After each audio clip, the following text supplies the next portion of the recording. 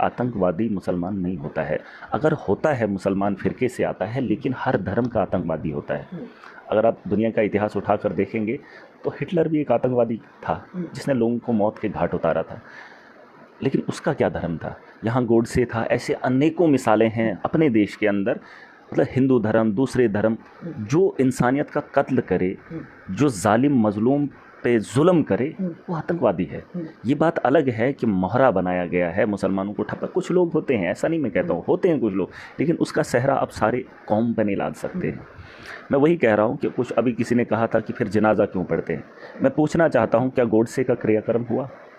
अगर उसका क्रियाक्रम हुआ, इंसानी एक फ़र्ज़ होता है, जंग आपकी होती है ज़िंदा। जब वो इंसान मर जाता है फिर उसके साथ जंग नहीं होती है। इंसान जब तक ज़िंदा है तो जंग है, जब इंसान मर गया तो बात ख़त्म हो गई। फिर उसका शरीर होता है, तो शरीर के साथ क्या होता है वो दूसरी बात है, वो दूसरी बात है। लेकिन जिस तर्ज पे, जिस नीच पे राजनीति हो रही है, ये कहीं ना कहीं अच्छी बात नहीं है और देश के लिए अच्छा नहीं है। देखिए, मैं आपको एक चीज़ बताना चाहूँगा, मैं कल भी कहा था, बहुत बार मैं कह चुका हूँ, जंगें तब यहाँ पे, अब यहाँ देखेंगे आप अफ़गानिस्तान में 20 साल अमेरिका जंग लड़ा, 20 साल, लेकिन वहाँ की आवाम इकट्ठी थी तो हार की खानी पड़ी, अमेरिका को भागना पड़ा अफ़गानिस्तान से। फ़लस्तीन के अंदर इस वक्त इजराइल हो, अमेरिका हो, बमबारी कर रहा है, गोलियों से छलनी कर रहा है, निहत्ते लोगों को मार रहा है, लेकिन फिर भी कब्ज़ा नहीं कर पा रहा है। फिर भी मतलब एक ऐसी जेल है गाज़ा जहाँ पर रास्ता नहीं है, पूरा का पूरा काबिज़ है इजराइल, लेकिन फिर भी गाज़ा में वहाँ पे ना उनके पास गाड़ियाँ हैं, ना उनके पास टैंक हैं, ना हवाई जहाज़ है। इतने महीनों से, गालबन साल हो गया, लेकिन फिर भी गाज़ा को जीत नहीं पाया। जंग, जैसे अभी हम कह रहे हैं, बहुत सारे लोग कह रहे हैं कि हिंदुस्तान जो है जंग लड़ेगा और हम पाकिस्तान को हराएंगे, ऐसा नहीं होता है। अगर आप ये सोचेंगे तो इसमें कितने साल हमारे पास, तो अभी ये आपने भी देखा, मैंने भी देखा, सोशल मीडिया पे देख रहे हैं, आज इतनी टेक्नोलॉजी है, रूस जंग नहीं जीत पा रहा है यूक्रेन से, इजराइल और अमेरिका मिलकर गाज़ा पे काबिज़ नहीं हो पा रहा है। अगर हम पाकिस्तान के साथ जंग करेंगे तो कितना वक्त हमें लड़ना पड़ेगा। मुझे नहीं लगता है, रूस भी सुपर पावर है, ऐसा नहीं कि रूस, पूरा देश आज मांग कर रहा है ना, पूरा देश, क्योंकि 21 साल के बाद इतना बड़ा हमला हुआ। देखिए जो सबसे बड़ी बात है, क्यों आहत हुआ पूरा देश, कि इस बार जो इन कायर आतंकियों ने जो टेक्निक अपनाई है ना, वो कहीं ना कहीं कहेंगे कि वो खलल डालने वाली, यानी वो बस दंगे फसाद कर, क्योंकि उन्होंने धर्म पूछकर मैं यही बात बता रहा था आपको, उन्होंने अपना काम सही किया। मैं वही बात तो आपको बता रहा था, गाज़ा में वहाँ की आवाम इकट्ठी है, इसलिए इजराइल जंग नहीं जीत पा रहा है। अफगानिस्तान के अंदर आवाम इकट्ठी थी, अमेरिका को भागना पड़ा। यूक्रेन के अंदर आवाम इकट्ठा है, इसलिए रूस का मुकाबला कर रहे हैं। रूस, यूनिटी जरूरी है। वही तो कह रहा हूँ, आप जिसकी बात कर रहे हैं ना, पाकिस्तान ने ये सही काम किया अपने हिसाब से।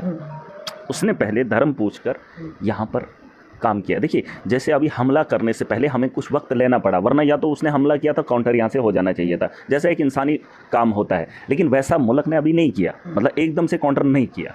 अगर आप प्लानिंग कर रहे हैं हमले का जवाब, अभी 27 लोगों की मौत हुई है, इतना बड़ा कायराना हमला हुआ है, और उसकी प्लानिंग करने में अभी 8 दिन तो हो ही गए, अभी तो हमने रिटेलिएट नहीं किया।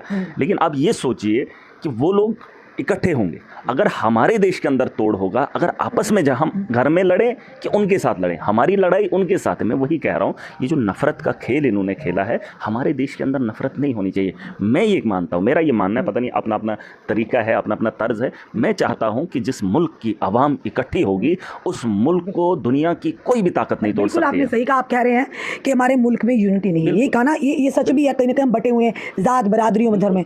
पर एक सवाल मैं आपसे भी करना चाहूँगी, पूरी जनता भी हमारी सुन रही है, कि जो पहली बार शायद कश्मीर घाटी में देखा कि लोग जो आतंकवाद के खिलाफ निकले हैं बाहर, इससे पहले अगर निकले होते तो इतना बड़ा हमला ना होता, इतनी नौबत ना आती, दुश्मन ताकतों को हमारे बीच में आकर घुसकर हमारे लोगों की जान लेने की। ये सही है, ये राजनीति है मैडम जी, ये राजनीति है, और जो आपको राजा बोलेगा वही आपकी प्रजा करेगी। इसका कसूरवार आप आवाम को मत ठहराइए। जो मास्टर आपको पढ़ाएगा आप वही पढ़ेंगे। मेरा परिवार है, मैं एक परिवार में जन्म लिया हूँ, मैं एक बच्चा था, जब मैं बढ़ता गया, जो मैं खाता रहा अपने परिवार के अंदर, मुझे वही लगा एग्जैक्टली। और इस आवाम को चलाने वाला लीडर होता है, जिस और आपका लीडर आपको लेगा उसी तर्ज पे आपकी जनता चलेगी। लेकिन सबसे बड़ी बात यह है कि नफरत का बाजार गर्म नहीं करना है। आपने कहा इतने साल अगर नहीं हुआ, अगर इस बार हुआ, कश्मीरी सारे लोग इकट्ठे हो गए, अब इसको मौके को गनीमत समझना था। अब जो तरीका था, अब मुल्क के बड़े बड़े नेताओं को पॉलिसी इख्तियार करनी थी। अब ये नहीं होना चाहिए था, एक मैसेज देश के अंदर होना चाहिए था, हिंदू और मुसलमान ना लड़े। बीजेपी ने अपने ट्विटर हैंडल पे क्या कहा, धर्म जाति नहीं धर्म पूछा, ये चलाना था। डिबेट में आकर ये बोलना था मुसलमान आतंकवादी है। अरे अपने मुल्क के अंदर करोड़ों मुसलमान हैं, आप क्या साबित करना चाहते? जब नहीं नहीं नहीं, इस घटिया हरकत को, इस कायरनार को अंजाम दिया वो थे तो मैडम उसी के खिलाफ आप खुद तो कह रहे हैं कि कश्मीर इकट्ठा हुआ, मैं वही तो कह रहा हूँ, पूरा देश इकट्ठा हुआ, फिर आप अपने ही देश के अंदर मुसलमानों में नफरत क्यों भर रहे हो? मैं वही तो कह रहा हूँ, ये मौका होता है जब जंग लड़नी है, जब मुकाबला करना है, तो फिर आपसी झगड़े छोड़ देने हैं। मुझे आपके साथ इख्तलाफ हो सकता है, मुझे भाजपा के साथ इख्तलाफ हो सकता है, मुझे कांग्रेस के साथ हो सकता है, लेकिन जब बात मुल्क की आए, देखिए मुझे अपनी फैमिली में बीवी के साथ इख्तलाफ हो सकता है, भाई के साथ हो सकता है, लेकिन जब बाहर वाला मेरी ज़मीन पे, मेरे मकान पे कब्जा करना चाहेगा, और ये इतिहास आप उठा के देख लीजिए, उस वक्त अपना बगल में बाजू से बाजू मिलाकर खड़ा होता है दुश्मन से लड़ने के लिए। यही वो तरीका है, यही वो तरीका। आज नफरत का बाजार गर्म नहीं होना चाहिए। राजनीति अपनी जगह है, राजनीति अपनी जगह, लेकिन जब मुल्क की बका की बात आती है तो इकट्ठा होना है। मैं वही कह रहा हूँ कि हमें सोचना चाहिए। मैं तो जंग नहीं चाहता हूँ। देखिए पता नहीं लोग आसार ठीक नहीं लग रहे हैं। कल भी देश के प्रधानमंत्री ने भी और खुली छूट दे दी हमारी सेना को। आपको एक बात बताऊंगा, अगर आपको जंग लड़नी है तो आपको 1971 से ज़्यादा हिसाब चुकता करना पड़ेगा। 1971 में हमारे पास उतनी टेक्नोलॉजी नहीं थी, उतना वो सारी चीज़ें नहीं थी। आपने ये सोचना है कि अगर 1971 में हमने नुकसान इतना पाकिस्तान को किया, अगर 2025 में हम जंग करेंगे तो हमें उससे बड़ा नुकसान पाकिस्तान को फिर करना पड़ेगा, वरना आप ऐसी जंग ना लड़े, फिर से मुआहिदा करना पड़े और बेगुनाहों की मौतें हो जाएं। मैंने कहा हमला कीजिए, अटैक कीजिए। देखिए ये मैं चाहता हूँ, देखिए अपना अपना नज़रिया है। मैं कह रहा हूं कि अगर आप जंग लड़ेंगे तो फिर जीतना जरूरी है। आप जंग ऐसे आपको वो पॉलिसी बनानी पड़ेगी, वरना जिस तरीके से आपने 27 आदमियों को इन्होंने कत्ल किया तो उसका बदला आप ऑन स्पॉट भी ले सकते हैं। अगर आप टाइम ले रहे हैं जंग करने के लिए तो फिर आपको ये सोचना है कि उस जंग में इंसानियत का कत्ल तो होना है, लोग तो मरेंगे, लेकिन उनकी शहादतों के बाद इस मुल्क को कोई फ़ायदा होना चाहिए। या तो उस इलाके को, ये जो POK वगैरह का ये जो सारा तामझाम है, ये हमारे कब्जे में आ जाए, जो जम्मू कश्मीर, वो जो पाक ऑक्युपाइड कश्मीर है, वो हमारे साथ आ जाए, उस तर्ज पे जंग लड़ने। वरना अगर छोटी सी जंग छेड़ेंगे, यहाँ से नुकसान वहाँ पे भी करेंगे और खुद रिटेलिएट वो भी करेंगे। ऐसा नहीं, देखिए हम आप दुश्मन को कमज़ोर मत समझिए, वो तो इस वक्त अपनी सरहदों पर लगाए बैठे हैं, वो पूरी ताकत लगाए, और वो इसको भी नहीं मानते हैं कि ये हमला हमने किया, वो तो ये भी नहीं मानते हैं कि हमने आतंकवादी भेजे, वो तो ये भी नहीं मानते हैं ये जो हमला हुआ है ये हमारे लोगों ने किया। अब अगर वो इंटरनेशनल लेवल पर ये दुनिया को दिखा रहे हैं हम आतंकवाद से खुद लड़ रहे हैं। मैं कल उनके किसी मंत्री का बयान सुन रहा था, वो कहता है कि हम खुद आतंकवाद के खिलाफ यहाँ पर लड़ रहे हैं, और